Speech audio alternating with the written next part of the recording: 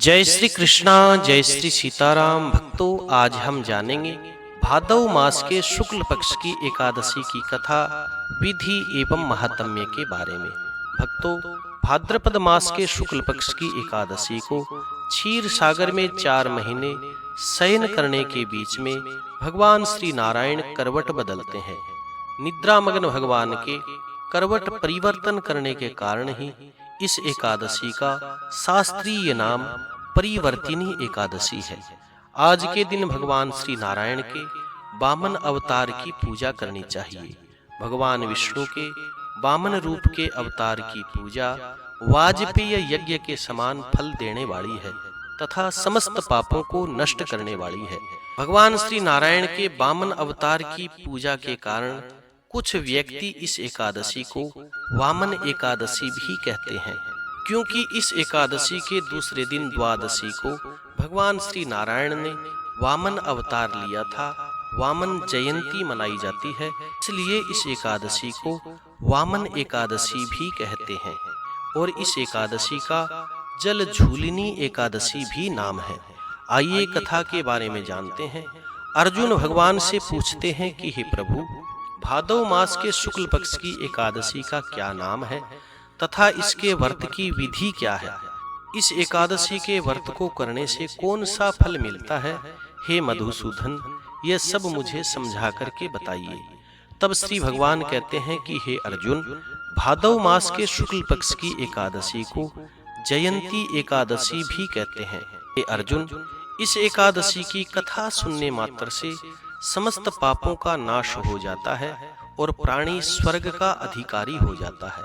अश्वमेध सहस्राणि वाजपेय शतानि च एकादशीम कथा श्रुत्वा श्रोता फल वाग भवेत्। हे अर्जुन, 100 अश्वमेध यज्ञ, 1000 वाजपेय यज्ञ करने और कराने का जो फल है, वही फल इस एकादशी की कथा सुनने मात्र से प्राप्त हो जाता है।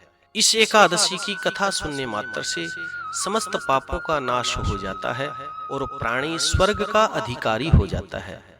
इस जयंती एकादशी की कथा से नीच पापियों का भी उद्धार हो जाता है। हे अर्जुन, यदि कोई धर्मपरायण मनुष्य एकादशी के दिन मेरी पूजा करता है तो मैं उसको संसार की पूजा करने का फल प्रदान करता हूँ।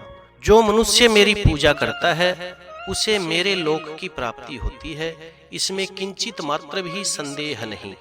जो मनुष्य इस एकादशी के दिन श्री वामन भगवान की पूजा करता है, वह तीनों देवता अर्थात भगवान ब्रह्मा, भगवान विष्णु और भगवान शिव की पूजा का फल प्राप्त करता है।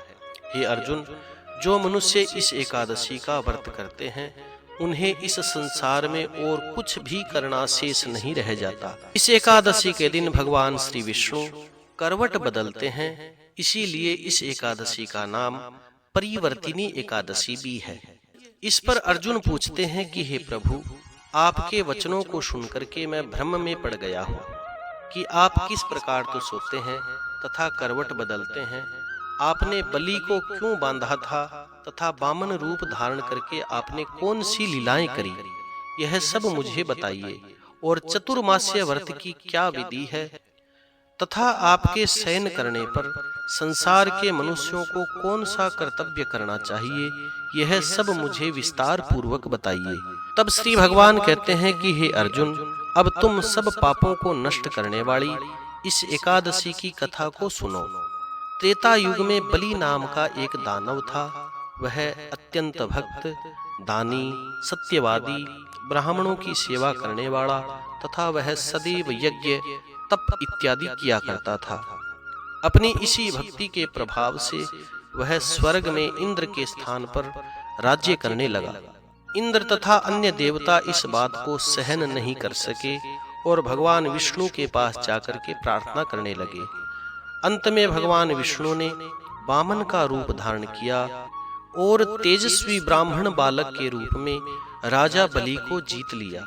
इस पर अर्जुन पूछते हैं कि हे प्रभु, आपने वामन रूप धारण करके उस बलि को किस प्रकार से जीता, यह सब मुझे विस्तार पूर्वक बताइए। तब श्री भगवान कहते हैं कि हे अर्जुन, मैंने वामन रूप धारण करके राजा बलि से याचना करी कि हे राजन, तुम मुझे 3 पग भूमि दान में देओ, इससे तुम्हें 3 लोक दान करने का फल प्राप्त होगा। राजा बलि ने इस छोटी सी याचना को स्वीकार किया और कहने लगा कि हे ब्राह्मण बालक, तुम बड़े तेजस्वी हो, छोटे हो, परंतु छोटे बालकों की तरह ही तुम याचना कर रहे हो। तुम मेरे से और कुछ मांगते, स्वर्ण मांगते, धन मांगते, गांव मांगते, मैं तुम्हें सब कुछ दे सकता था, परंतु तुमने मांगा तो भी क्या मांगा, 3 पग भूमि की याचना करी, और वह भी तुम अपने छोटे छोटे पगों से नापोगे। इस प्रकार कह करके राजा बलि ने मेरी छोटी सी इस याचना को स्वीकार कर लिया, भूमि देने के लिए तैयार हो गया। और हे अर्जुन, जब उसने मुझे वचन दे दिया, संकल्प कर लिया, तब मैंने अपने आकार को बढ़ाना शुरू किया। मैंने भूलोक में पैर, भूलोक में अपनी जंघा, स्वर्ग लोक में अपनी कमर, महर लोक में अपना पेट, जनलोक में अपना हृदय और तपलोक में अपना कंठ तथा सत्यलोक में मुख, इस प्रकार मुख को ऊपर उठा लिया। उस समय हे अर्जुन, सूर्य, चंद्रमा, नक्षत्र, इंद्र आदि देवता, समस्त ऋषिगण मेरी स्तुति करने लगे।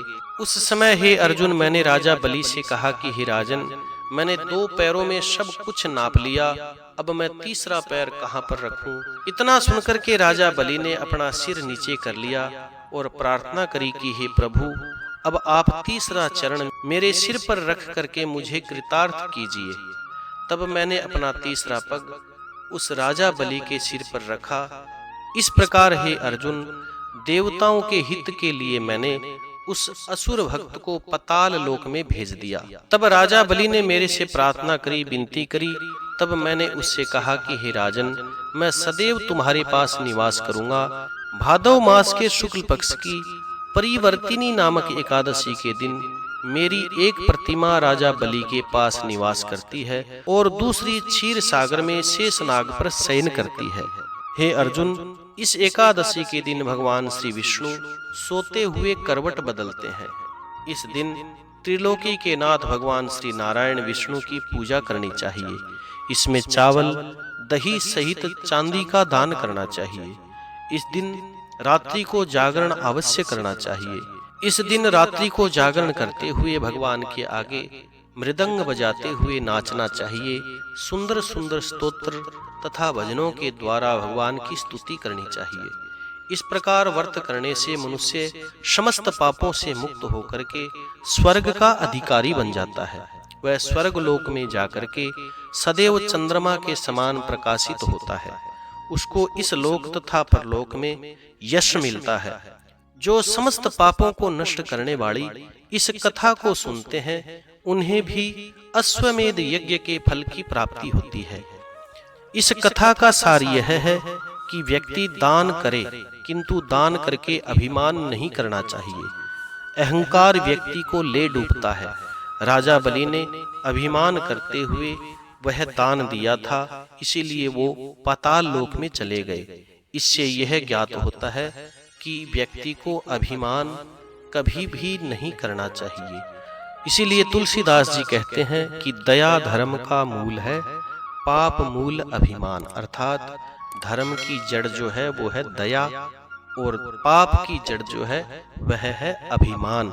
इसीलिए व्यक्ति को कभी भी अभिमान नहीं करना चाहिए। अभिमान करने से व्यक्ति के पुण्य नष्ट हो जाते हैं और वह पतन की ओर चला जाता है। जय श्री कृष्णा, जय श्री सीताराम। कथा सुनने के बाद में कथा को लाइक करें, शेयर करें और कमेंट में भगवान श्री का नाम अवश्य लिखें। जो लोग इस चैनल पर नए हैं वो चैनल को सब्सक्राइब करें ताकि आने वाली व्रत कथाएं आपको प्राप्त होती रहे। जय श्री कृष्णा, जय श्री सीताराम।